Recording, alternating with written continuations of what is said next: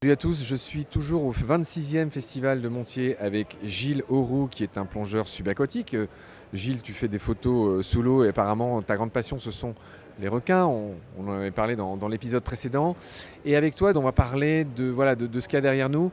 En l'occurrence là je vois qu'il y a une raie manta et elle m'a l'air bien noire cette raie manta.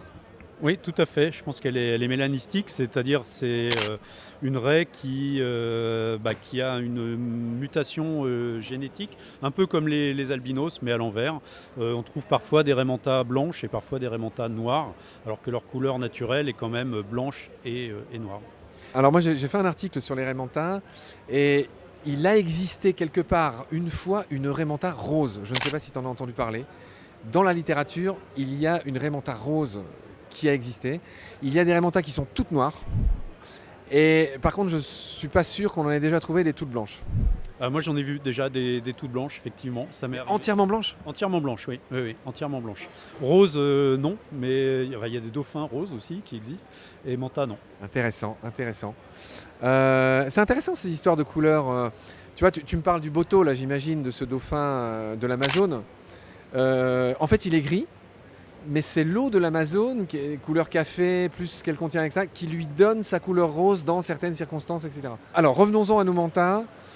Quelle pépite tu vas nous donner sur les mantas? Qu'est-ce qui va me faire écarquiller les yeux sur cette belle photo-là de raie manta mélanique? Sur les mantas, il y a énormément de choses à dire. Alors là, on est sur des raies mantas, c'est déjà les plus grosses de toutes les espèces de raies. Une raie manta océanique, ça peut mesurer jusqu'à 7-8 mètres d'envergure et peser 2 tonnes. Donc c'est quand même un très très gros bestiau. Et pourtant, c'est un des animaux les plus majestueux qu'on peut rencontrer sous l'eau. On les voit souvent agiter simplement les nageoires et puis se mouvoir. On a presque l'impression que c'est un oiseau qui est en train de voler dans le ciel, tellement c'est gracieux.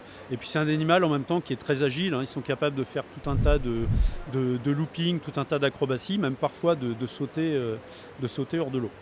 Aussi d'intéressant sur les mantas, enfin la plupart des gens l'ignorent, mais on les appelle aussi les diables de mer. Alors pourquoi? Là on le voit bien sur la photo, c'est qu'ils ont des nageoires au-dessus de la tête qui ressemblent à des cornes, donc d'où cette appellation de diable. Pardon, excuse-moi de t'interrompre, c'est très impoli de ma part. Mais juste pour bien préciser, ce dont tu parles s'appelle les cornes céphaliques. Oui. Donc cornes, ça a à voir avec le diable. Et en fait, effectivement, ce sont des excroissances bizarres qui ressemblent aussi à des lèvres finalement. Tu parles de nageoires. Et tu vas rebondir là-dessus. Qu'elles peuvent enrouler, et on dirait presque des pointes finalement quand elles les enroulent sur elles-mêmes. À quoi servent ces cornes céphaliques?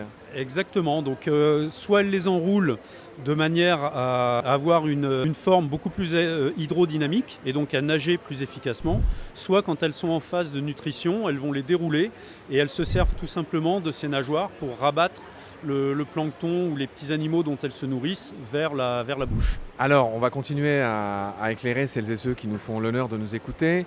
Les raies manta, si je ne dis pas de bêtises, il y a 2 espèces seulement. Il y a la manta pélagique et il y a la manta de récif. Il y a une alfredi, ça doit être celle de récif, si je ne dis pas de bêtises.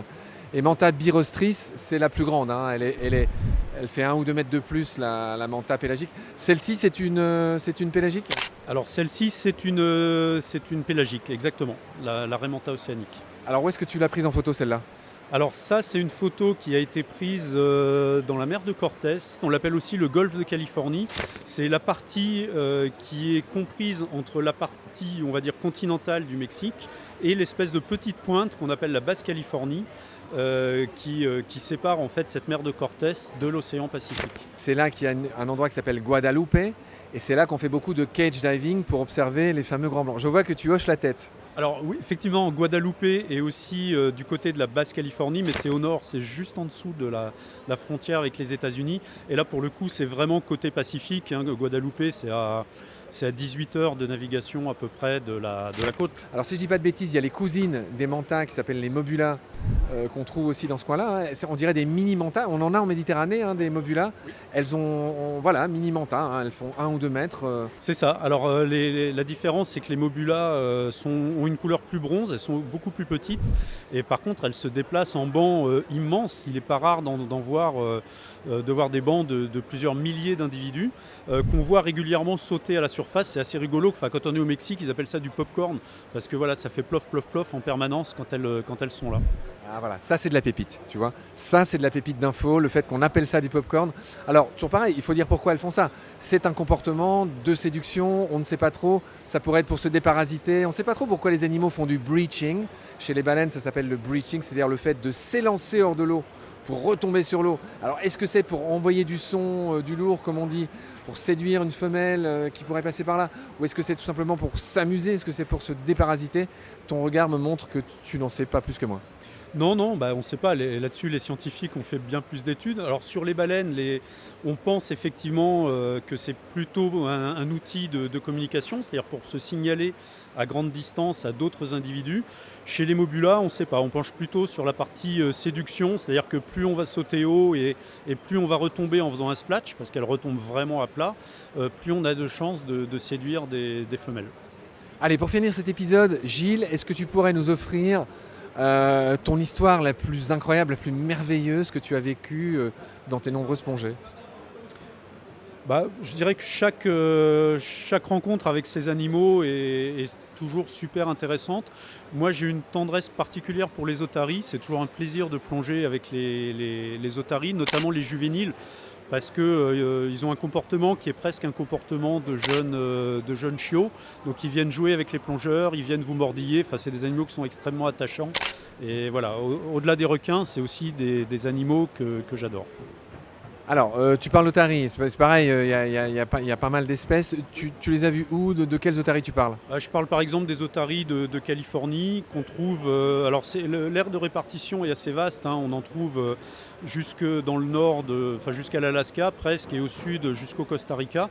La concentration la plus importante est quand même autour du Mexique et de la Californie. Et encore une fois, dans la mer de Cortés, il y a d'importantes colonies d'otaries qui se reproduisent. Écoute Gilles, c'était hyper intéressant tout ce que tu nous as raconté. Grand merci pour tes lumières sur les requins, les raies. On se retrouve très vite pour parler de la suite. D'ici là, prends soin de toi, salut. Écoute, un grand merci Marc pour cette interview et puis à très bientôt effectivement.